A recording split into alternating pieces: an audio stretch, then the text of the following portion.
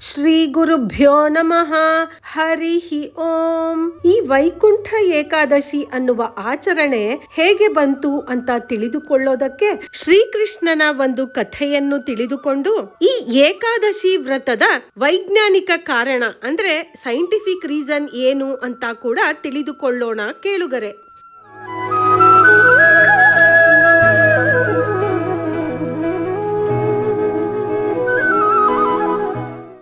ಈ ಏಕಾದಶಿ ವ್ರತದ ಬಗ್ಗೆ ಹೇಳೋದಾದ್ರೆ, ಏಕಾದಶಿಯ ಹಿಂದಿನ ದಿನವೇ ದಶಮಿ ತಿಥಿ. ಅವತ್ತಿನಿಂದಲೇ ಈ ವ್ರತ ಪ್ರಾರಂಭವಾಗತ್ತೆ. ದಶಮಿಯ ದಿನದಂದು ಒಪ್ಪೊತ್ತಿನ ಊಟ, ಮಧ್ಯಾಹ್ನದ ಊಟ ಮಾಡಿ ರಾತ್ರಿ ಫಲಾಹಾರಗಳನ್ನ ಸೇವಿಸಬಹುದು, ಅಂದರೆ ಹಣ್ಣು, ಹಾಲು ಇತ್ಯಾದಿ. ಮರುದಿನ ಏಕಾದಶಿ, ಶ್ರೀ ವಿಷ್ಣುವಿನ ಪೂಜೆ, ನೈವೇದ್ಯ ಎಲ್ಲವೂ ಆದ ಮೇಲೆ ದೇವರ ತೀರ್ಥವನ್ನಷ್ಟೇ ಸ್ವೀಕರಿಸಬಹುದು. ಅದಾದ ಮೇಲೆ ಒಂದು ತೊಟ್ಟು ನೀರನ್ನೂ ಸೇವಿಸುವುದಿಲ್ಲ, ಅಂದರೆ ನಿಟ್ಟುಪವಾಸ ಮಾಡಬೇಕು. ಹುಷಾರಿಲ್ಲದೆ ಇರುವವರು, ವಯಸ್ಸಾದವರು, ಚಿಕ್ಕ ಮಕ್ಕಳು ಲಘುವಾದ ಆಹಾರವನ್ನು ತಿನ್ನಬಹುದು, ಅಂದರೆ ಅಕ್ಕಿಯಿಂದ ಮಾಡಿದ ಪದಾರ್ಥವನ್ನು ತಿನ್ನುವ ಹಾಗಿಲ್ಲ.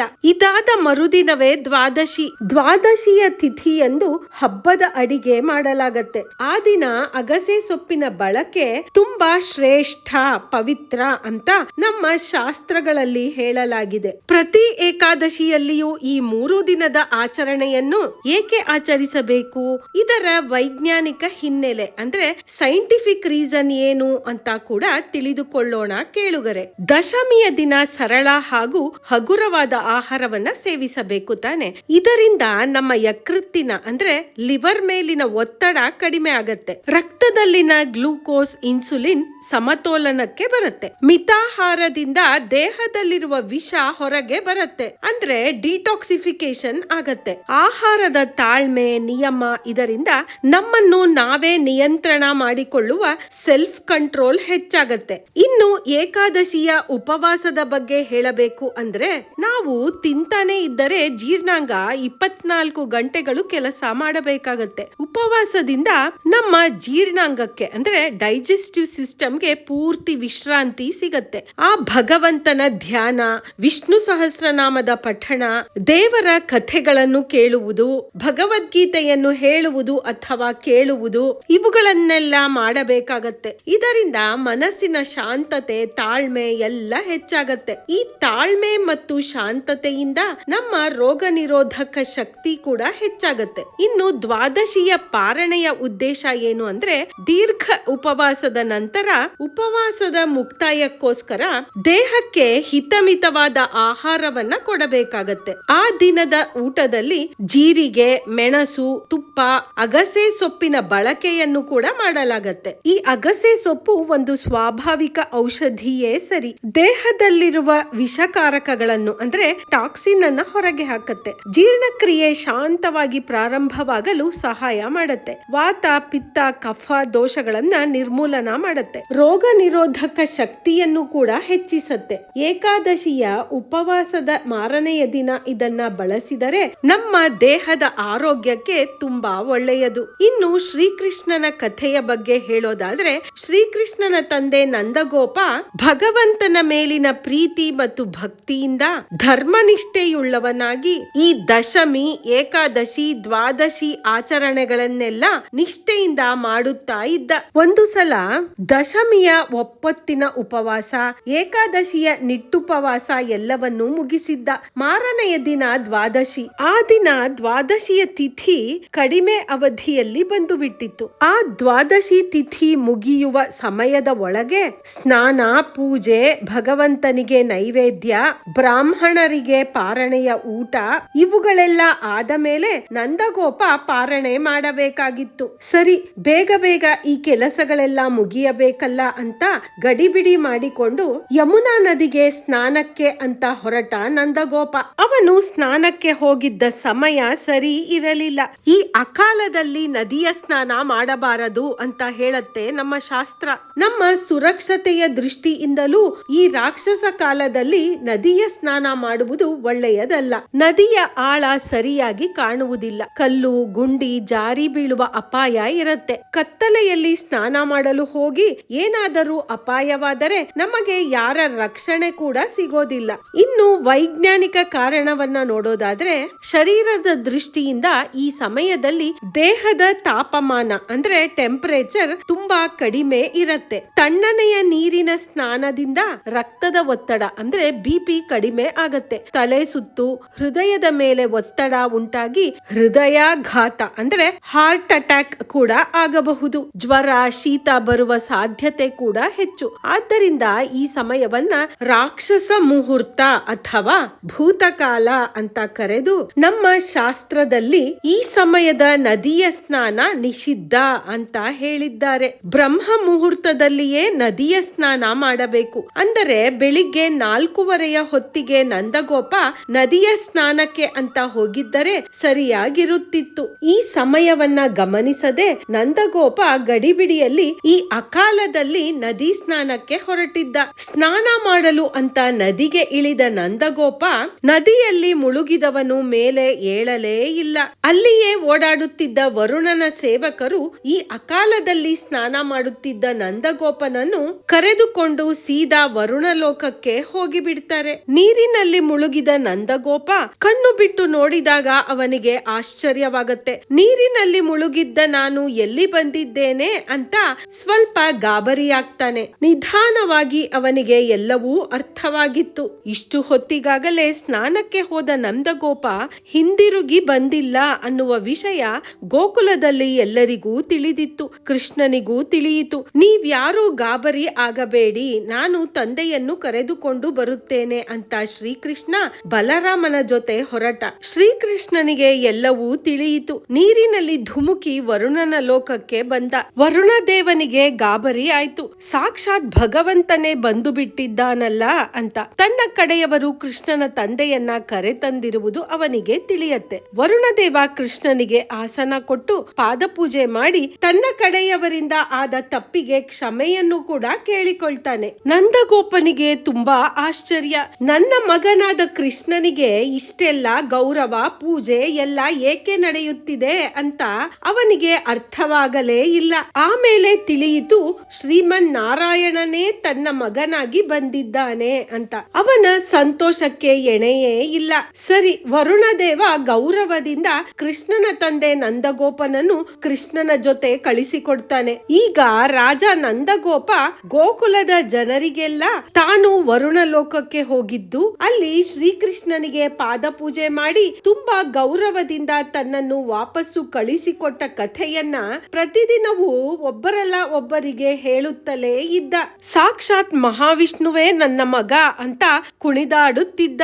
ಇನ್ನೊಂದು ಏಕಾದಶಿ ಬರುವ ಹೊತ್ತಿಗೆ ಇಡೀ ಗೋಕುಲದಲ್ಲೆಲ್ಲ ಶ್ರೀಮನ್ ನಾರಾಯಣನ ಮತ್ತೊಂದು ಅವತಾರವೇ ಶ್ರೀಕೃಷ್ಣ ಅನ್ನುವ ವಿಷಯ ಎಲ್ಲರಿಗೂ ತಿಳಿದು ಹೋಗಿತ್ತು. ಆ ದಿನ ಗೋಕುಲದ ಜನರೆಲ್ಲ ಶ್ರೀಕೃಷ್ಣನನ್ನು ನೋಡಲು ಬರ್ತಾರೆ. ಬಂದವರೇ ಅವನ ಕಾಲಿಗೆ ಬಿದ್ದು ನಮಸ್ಕಾರ ಮಾಡಿ, ನೀನೇ ಆ ಭಗವಂತ ಅಂದ ಮೇಲೆ ನಮಗೂ ಶ್ರೀ ವಿಷ್ಣುವಿನ ದರ್ಶನ ಮಾಡಿಸು ಅಂತ ಎಲ್ಲರೂ ಪ್ರಾರ್ಥಿಸಿಕೊಳ್ತಾರೆ. ಅಲ್ಲಿಯೇ ಹತ್ತಿರದಲ್ಲಿ ಬ್ರಹ್ಮಕುಂಡ ಸರೋವರ ಇರತ್ತೆ. ಅವರಿಗೆಲ್ಲ ಶ್ರೀಕೃಷ್ಣ ಹೇಳ್ತಾನೆ, ನೀವೆಲ್ಲ ಹೋಗಿ ಆ ಬ್ರಹ್ಮಕುಂಡದಲ್ಲಿ ಮುಳುಗಿ, ಆಗ ನಿಮಗೆಲ್ಲ ಶ್ರೀ ವಿಷ್ಣುವಿನ ದರ್ಶನವಾಗತ್ತೆ ಅಂತ. ಅವರೆಲ್ಲರೂ ಹೋಗಿ ಬ್ರಹ್ಮಕುಂಡದಲ್ಲಿ ಮುಳುಗಿದ್ದೇ ತಡ. ಏನ್ ಆಶ್ಚರ್ಯ ಅಂದ್ರೆ ಅವರೆಲ್ಲ ಈಗ ವೈಕುಂಠದ ಉತ್ತರ ದ್ವಾರದಲ್ಲಿ ಇದ್ದಾರೆ. ಮಹಾಲಕ್ಷ್ಮೀ ದೇವಿ ಶ್ರೀ ವಿಷ್ಣುವಿನ ಎಡಭಾಗದಲ್ಲಿ ಕುಳಿತು ಅವನ ಕಾಲನ್ನು ಒತ್ತುತ್ತಾ ಇರುತ್ತಾಳೆ. ಅಷ್ಟು ಮಾತ್ರವಲ್ಲ, ಭಕ್ತರ ಪ್ರಾರ್ಥನೆಗಳನ್ನ ಸ್ವೀಕರಿಸಿ ಕರುಣೆಯಿಂದ ಭಗವಂತನ ಜೊತೆಗೂಡಿ ಲೋಕಪಾಲನೆ ಮಾಡ್ತಾಳೆ. ಇನ್ನು ಆದಿಶೇಷ ಭಗವಂತನಿಗೆ ಆಧಾರ ರೂಪ.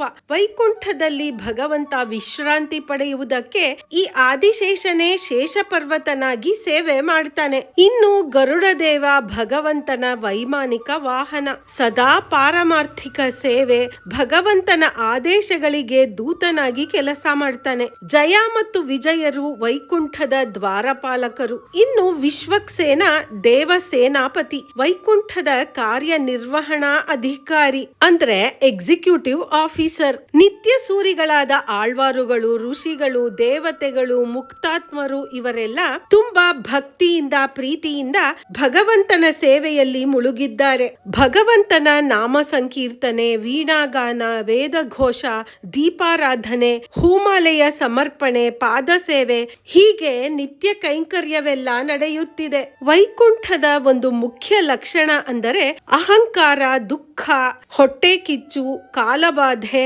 ಇವುಗಳಷ್ಟೇ ಅಲ್ಲ, ಇನ್ಯಾವ ತರಹದ ದುಃಖ ಅನ್ನುವುದೇ ಇಲ್ಲ. ಒಂದು ಪ್ರಾಮಾಣಿಕ ಸೇವಾ ಭಾವ ಮಾತ್ರ ಇದೆ. ಪ್ರತಿಯೊಬ್ಬರೂ ನಾನು ಅವನ ಸೇವಕ ಎಂಬ ಭಾವದಲ್ಲಿಯೇ ಆನಂದದಿಂದ ಸೇವೆ ಮಾಡುತ್ತಾರೆ. ಅದನ್ನೇ ನಿತ್ಯಾನಂದ ಅನ್ನುವುದು. ಭಗವಂತನ ಸೇವೆ ಕೇವಲ ಕರ್ತವ್ಯವಲ್ಲ, ಅದು ಪರಮ ಸುಖ.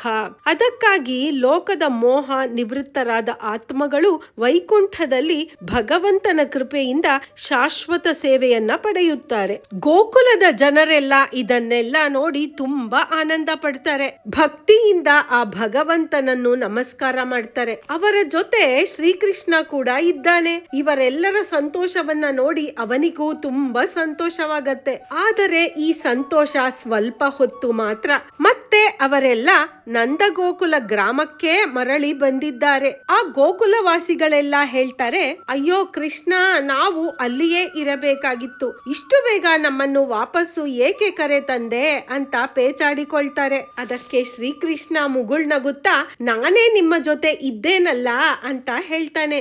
ಆದರೆ ಇನ್ನು ಸ್ವಲ್ಪ ಹೊತ್ತಿನಲ್ಲಿ ಅವರೆಲ್ಲರಿಗೂ ಈ ವಿಷಯವನ್ನೆಲ್ಲ ಮರೆಯುವಂತೆ ಕೂಡ ಮಾಡಿಬಿಡ್ತಾನೆ ಕೃಷ್ಣ.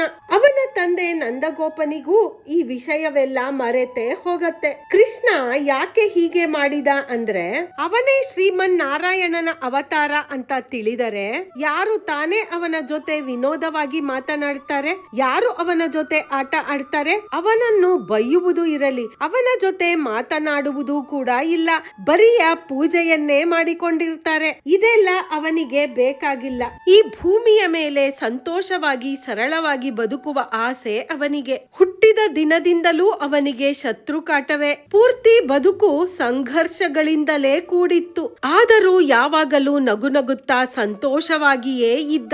ಏನೇ ಕಷ್ಟ ಬಂದರೂ ನಾವು ಸಂತೋಷವಾಗಿ ಬದುಕಬೇಕು ಅಂತ ತೋರಿಸಿಕೊಟ್ಟವನು ಶ್ರೀಕೃಷ್ಣ. ಹೀಗೆ ಶ್ರೀಕೃಷ್ಣ ಗೋಕುಲದ ಜನರಿಗೆ ವೈಕುಂಠದ ದರ್ಶನ ಮಾಡಿಸಿದ ಈ ದಿನವೇ ವೈಕುಂಠ ಏಕಾದಶಿ ಅಂತ ಆಯ್ತು. ಈಗ ವೈಕುಂಠ ಏಕಾದಶಿಯ ಮಹಿಮೆಯ ಬಗ್ಗೆ ತಿಳಿದುಕೊಳ್ಳೋಣ. ವೈಕುಂಠ ಏಕಾದಶಿಯ ದಿನ ರಾಮ, ಕೃಷ್ಣ, ರಂಗನಾಥ, ಶ್ರೀನಿವಾಸ, ನಾರಾಯಣ ಇಂತಹ ಯಾವುದೇ ವಿಷ್ಣುವಿನ ದೇವಾಲಯಕ್ಕೆ ಹೋಗಿ ಸ್ವರ್ಗದ ಬಾಗಿಲಿನ ಮೂಲಕ ಹಾದು ಉತ್ತರದ ದ್ವಾರದ ಮೂಲಕ ಹೊರಬರಬೇಕು. ಅದಕ್ಕೆ ಅಂತಲೇ ವಿಶೇಷವಾದ ದ್ವಾರವನ್ನು ಕೂಡ ಮಾಡಿರುತ್ತಾರೆ ದೇವಸ್ಥಾನಗಳಲ್ಲಿ. ಶ್ರೀನಿವಾಸನ ತಿರುಮಲ ತಿರುಪತಿಯಂತೂ ಭೂವೈಕುಂಠ ಅಂತಲೇ ಪ್ರಸಿದ್ಧಿ ಪಡೆದಿದೆ. ಶ್ರೀರಾಮ ತನ್ನ ಅವತಾರ ಮುಗಿಸಿ ವಾಪಸ್ಸು ವೈಕುಂಠಕ್ಕೆ ಹೋಗುವಾಗ ಯಾರ್ಯಾರಿಗೆ ಮೋಕ್ಷ ಬೇಕು, ನಾನು ನನ್ನ ಜೊತೆ ಕರೆದುಕೊಂಡು ಹೋಗ್ತೀನಿ ಬನ್ನಿ ಅಂತ ಕರೆದಾಗ ನಾವ್ಯಾರು ಹೋಗಿಯೇ ಇಲ್ಲ ಅಂತ ಕಾಣಿಸತ್ತೆ. ಅದಕ್ಕೆ ನಾವು ಮತ್ತೆ ಮತ್ತೆ ಜನ್ಮ ಪಡೆಯುತ್ತಾ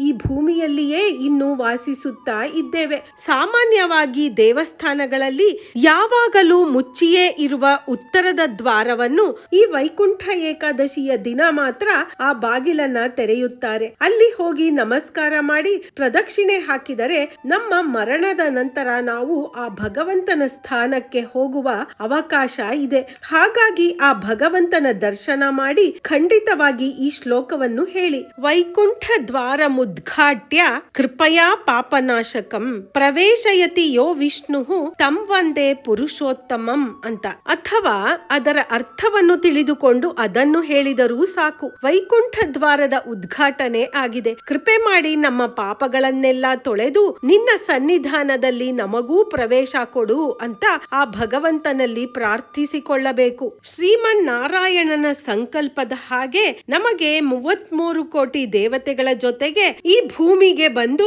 ವೈಕುಂಠ ಏಕಾದಶಿಯ ದಿನ ಉತ್ತರ ದ್ವಾರದ ಮೂಲಕ ನಮಗೆ ದರ್ಶನವನ್ನು ಕೊಡುತ್ತಾನೆ ಆ ಭಗವಂತ. ಈ ಪುಣ್ಯ ಕಥೆಯನ್ನು ಕೇಳಿದ ಎಲ್ಲರಿಗೂ ಆ ಭಗವಂತ ಆಯಸ್ಸು, ಆರೋಗ್ಯ, ಐಶ್ವರ್ಯ, ನೆಮ್ಮದಿ ಎಲ್ಲವನ್ನೂ ಕೊಟ್ಟು ಕರುಣಿಸುತ್ತಾನೆ. ಈ ಧನುರ್ಮಾಸದ ವೈಕುಂಠ ಏಕಾದಶಿಯ ಮಾಹಿತಿ ನಿಮಗೆ ಇಷ್ಟವಾಗಿದ್ರೆ ಲೈಕ್ ಮಾಡಿ, ಶೇರ್ ಮಾಡಿ ಹಾಗೂ ನಿಮ್ಮ ಅಭಿಪ್ರಾಯವನ್ನು ಕೂಡ ತಿಳಿಸಿ. ಹಾಗೆಯೇ ಓಂ ನಮೋ ನಾರಾಯಣಾಯ ಅಂತ ಕಮೆಂಟ್ ಮಾಡಿ. ನಮ್ಮ ಮಾಮೀಸ್ ಸ್ಟೋರೀಸ್ ನಲ್ಲಿ ಸಾಕಷ್ಟು ದೇವರ ಕಥೆಗಳು ರಿಲೀಸ್ ಆಗಿವೆ. ಈ ಚಾನೆಲ್ ಅನ್ನ ಸಬ್ಸ್ಕ್ರೈಬ್ ಮಾಡಿಕೊಂಡು ಪ್ಲೇ ಲಿಸ್ಟ್ ನಲ್ಲಿ ಎಲ್ಲಾ ಕಥೆಗಳನ್ನು ಕೇಳಿಕೊಳ್ಳಬಹುದು. ಓಂ ನಮೋ ನಾರಾಯಣಾಯ.